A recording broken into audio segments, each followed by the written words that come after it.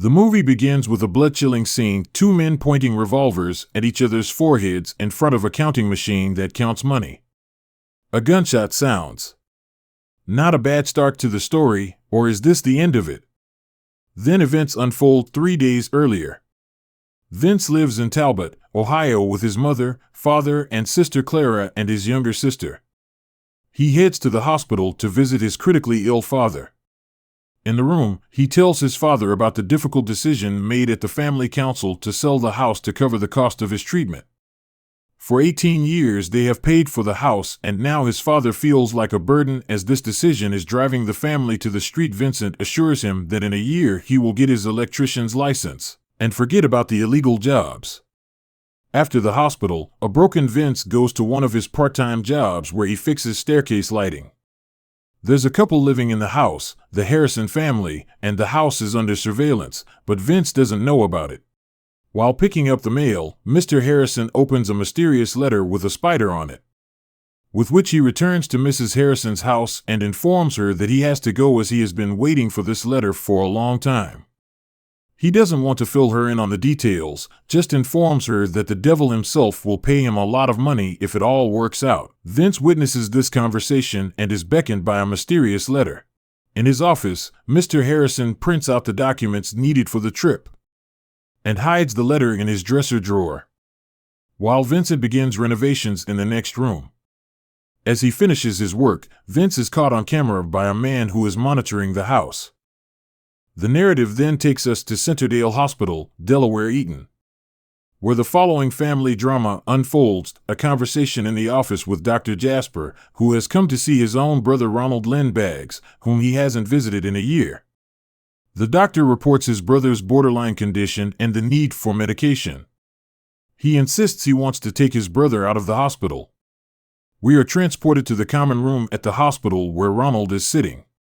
He's told by the doctor that his brother is picking him up. Ronald and his brother walk to the fancy race car and set off on a road trip. But where to? We're back at Vince's house in Talbot, where they're celebrating his little sister's 5th birthday. She wants a lamb for her birthday. The whole family explains to her that sheep have no place in a little girl's house or bed. Vince goes out for a smoke and thinks about the mysterious letter that could solve all the family's problems and cure his father. Another dizzying reversal of the plot, this time to Mexico, but not to the Caribbean beaches, but to the prison of SDA Juarez, where our new hero, Jefferson, is beaten and insulted. The guards throw him a bag of clothes and lead him down the long corridors of the prison. They come to the warden, who informs our Jefferson that he's going on a trip. You'll never guess which way our hero will be sent, as a package in a box marked fragile, of course.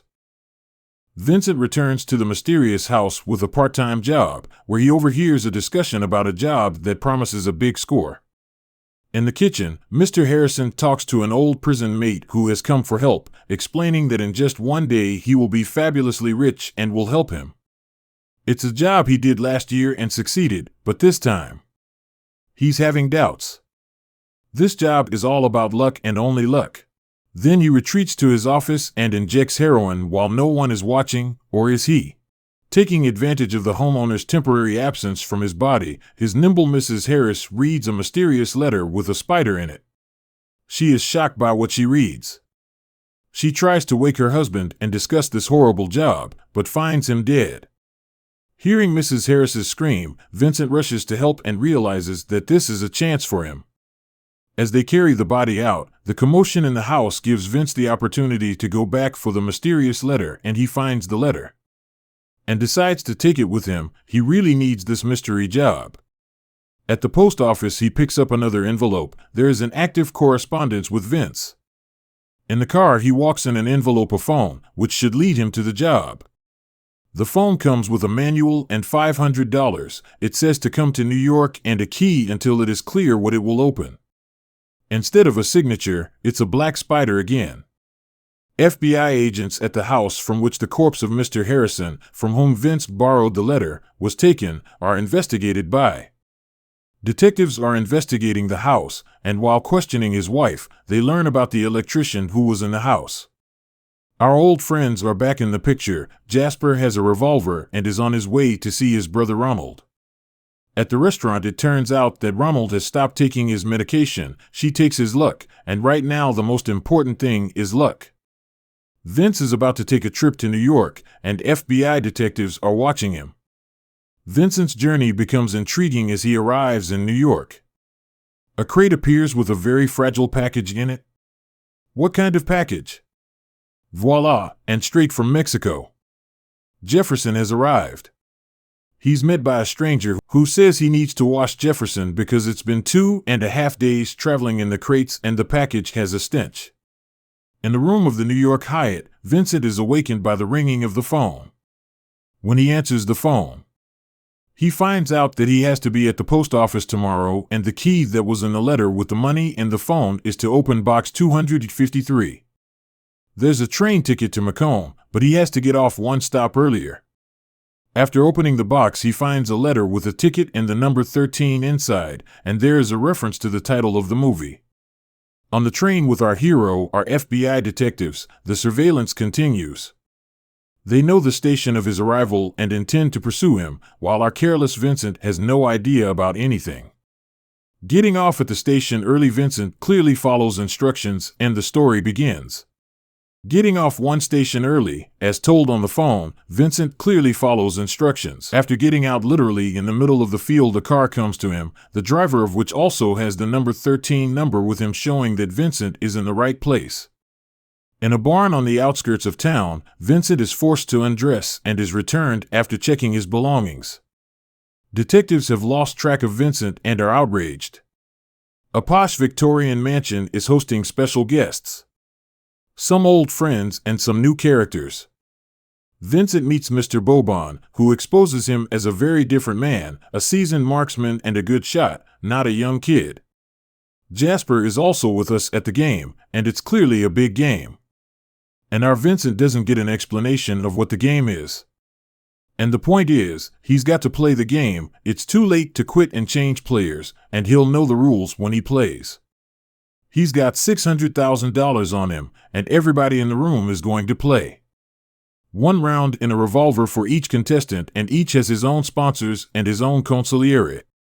Even a descendant of the great Schopenhauer, his name is Hans, and his number is 11. All bettors step back. And the game begins. Players, ammunition, and the drums. The announcer yells. But Vincent doesn't know how to handle a revolver.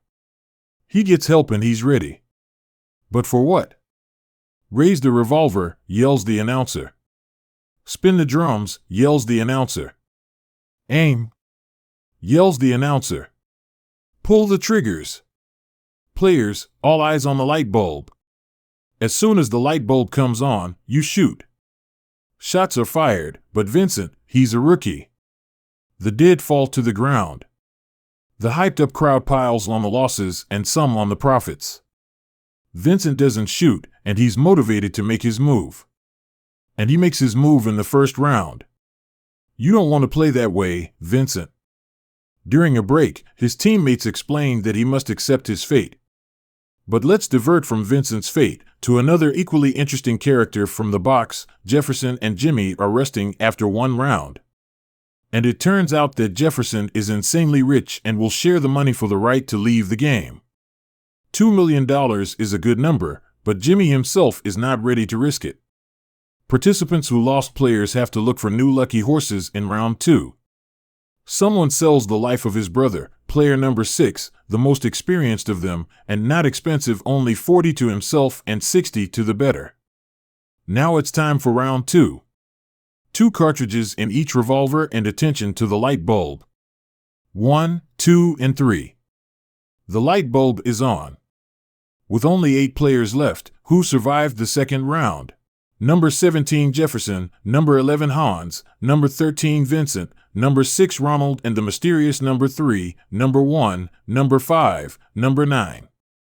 But surprise, surprise, number 16 is not dead, but wounded. He can't go on. This is a slaughterhouse, not a game. Number 16 leaves us. Time to count the profits, and here comes number 6 with $2.9 million. It's round 3 and number 6 puts a gun to number 13. That's the twist. The bidding reopens and Jefferson comes out with an escape bid of $3 million. It turns out that he and 2 other guys robbed an Inco car. Their partners were killed, but Jefferson got away with it and hid the money in a stash. Discussing Jefferson's piles of money, Jimmy suggests they stay, because there's no way out of here. Jefferson draws a treasure map, which if he dies, he asks Jimmy to find and give some of the money to his son for a good deal. Meanwhile, the brothers discuss that number 13 takes away luck, it brings death, and Ronald threatens Vincent with death. Oh, who can be surprised? The heir to Schopenhauer made $1.1 million and killed 2 people. He's going to put a muzzle on number 17 this time when he goes in round 3. Jefferson shows Jimmy that he hid the note in his pocket and asks him to fulfill the arrangements honestly. Is honesty possible in a place like this? Round 3 duels begin. The players are set and ready, except for 11 who has a harder time in round 3.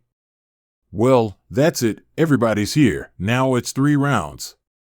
Some of us can only go on in the chair. Our ranks are thinning. Load the cartridges, raise the revolvers, take aim and pay attention to the light bulb.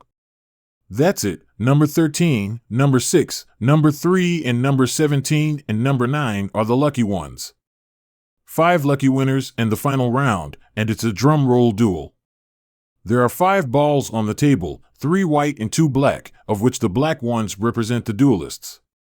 The representatives of the numbers will turn the balls over their heads to show the outcome of the duel. Number 13 against number 6 in the final, all others are free. The betting has begun, and the brother's soul is now worth 85 to 15. Meanwhile, the lucky Jefferson is released, but everyone remembers the treasure map, right? That's greed at its worst, but Jefferson's the lucky one. And he gets to keep his, and the map isn't a map, it's just a piece of paper. Goodbye, number 17. We had fun with you, and it's good to see your story has a happy ending. Why don't they bet on number 13 in a duel? It's simple. The player has no experience, he's not a shooter and the odds are 5 to 1 against him, but there's a belief that luck will win out over experience. The brothers split the money, and in the course of the conversation, it turns out that for years and years, Ronald was forced to play the game and kept in a mental institution, and the money he won from the game his brother spent on himself. Here comes the duel that chills the blood. This time, 3 rounds in a revolver. The players are in the center of the ring, guns raised, spinning the drums and aiming and looking at the light bulb. It's a draw, the players are alive, just a fairy tale with a happy ending. But, no, the duel will continue with an extra round. Now 4 rounds and a new duel. These guys are having a rough day. The players are in the center of the ring, guns raised, spinning their drums. And they're aiming. And look at the light bulb. Luck won out over experience. Here comes our lucky 13th. The game is over, gentlemen, but there are still a lot of questions for the audience. What about Vincent? First question, the amount of money he's won, and it's a mountain of money, is $1.85 million, considering his opponent has won 3 previous duels. The second question is, how do you get out of this house alive because there are sharks around? The only way out is to run like hell from this place. Question 3, save your money. But how do you do that when there's a lot of people out there trying to take it? That's right, it's tricky, but the cops don't sleep. The only way out is to hide it and wait. Deny everything at the station. After what you've been through, you don't want to end up in jail. Answer clearly and lie to your face. That's the school of hypocrisy. And get away with a lot of money in a trash can. Or not in a trash can. But we remember Vincent's luck. It's always with him. Goal number 4, save his father and the house for his family. Trickery is the solution in many situations, so mail it all in. And call the family yourself with the happy news that the money is on its way. Now the 5th task is to get home to his hometown of Ithaca, but he needs to rest, as the last 24 hours have been tough. Vincent sets off with renewed vigor and a gift of a sheep for his favorite sister. But on the way there are different travel companions, and very dangerous ones too, as luck will help Vincent.